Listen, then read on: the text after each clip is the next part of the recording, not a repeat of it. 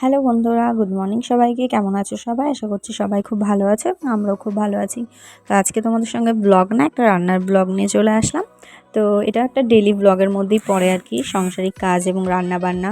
তো আজকে তোমাদের সঙ্গে একটা রান্না শেয়ার করব। তো দেখতেই পারলে ওটা লোটে মাছ ছিল। লোটে মাছ রান্না করবো আজকে বেগুন দিয়ে। নর্মালি আমরা এমনিই খাই, আজকে একটু বেগুন দিয়ে কীভাবে রান্না করি সেটাই তোমাদেরকে শেখাবো। তো এখানে সব কিছু কেটে ধুয়ে রেখে দিয়েছি, পেঁয়াজ, বেগুন, টমেটো, আদা, রসুন আর লঙ্কা সব কিছু রেখে দিয়েছি। তো এখানে মশলাগুলো এখন করব, তার জন্য এর ভেতরে কি কি দেব।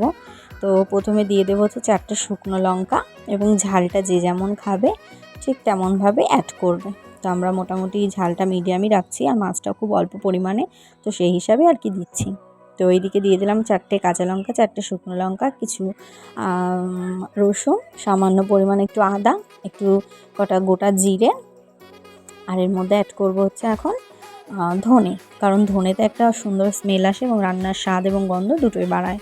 তো চলো এখন মশলাটা করে নিয়ে আসি।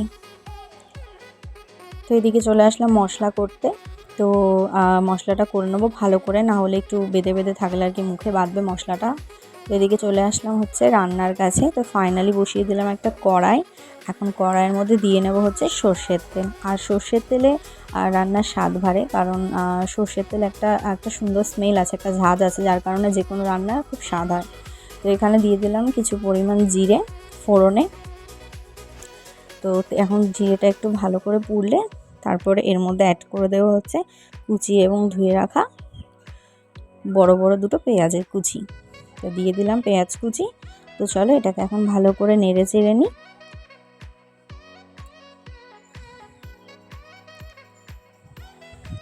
তো পেঁয়াজ কুচিটা দেওয়ার পর এখন এর মধ্যে অ্যাড করে দেবো হচ্ছে কুচিয়ে রাখা টমেটো। তো এখানে একটা টমেটো নিয়েছিলাম বড় সাইজের। তো এখন এই দুটোকে ভালো করে নাড়াচাড়া করছি।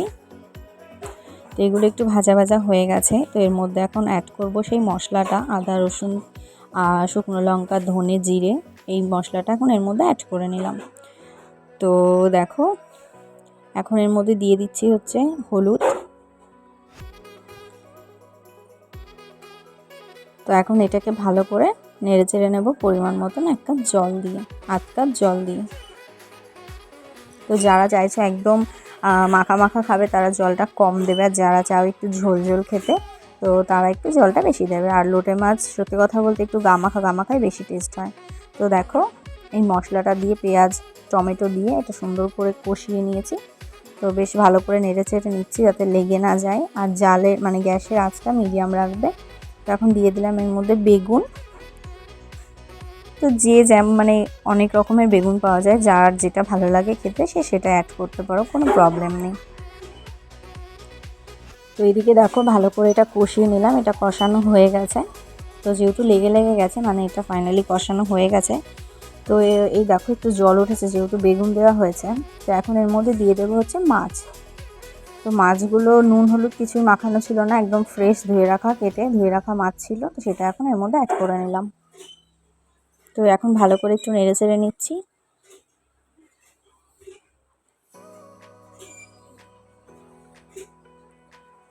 তো দেখো চারিদিক দিয়ে ভালো করে খুন্তি দিয়ে নেড়ে এটাকে এখন এর মধ্যে এখন দিয়ে দেবো হচ্ছে লবণ, স্বাদ মতন লবণ দিয়ে দেবো।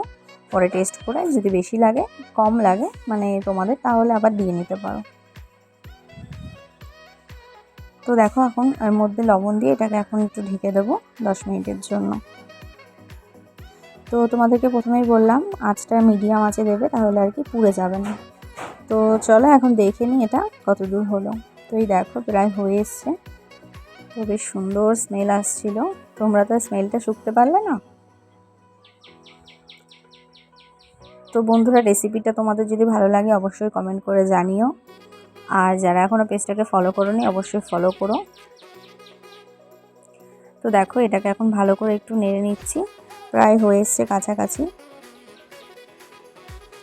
তো এটাকে আরও 5 মিনিটের জন্য আমি ঢেকে দেব।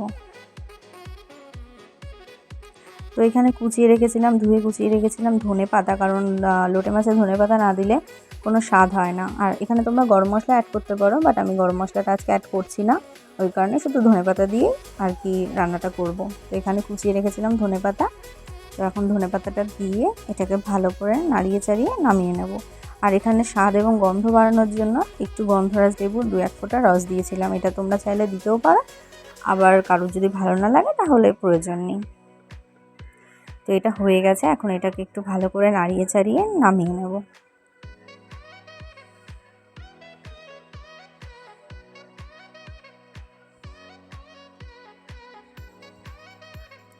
তো চলো, এটা হয়ে গেছে, এখন এটাকে নামিয়ে নিই।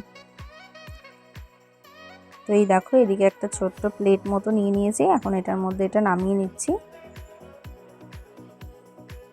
তো রান্নাটা তোমাদের কেমন লাগলো অবশ্যই কমেন্ট করো, আর তোমাদের যদি ভালো লাগে রেসিপিটা অবশ্যই একদিন ট্রাই করো, ভীষণ ভালো খেতে হয়েছিল।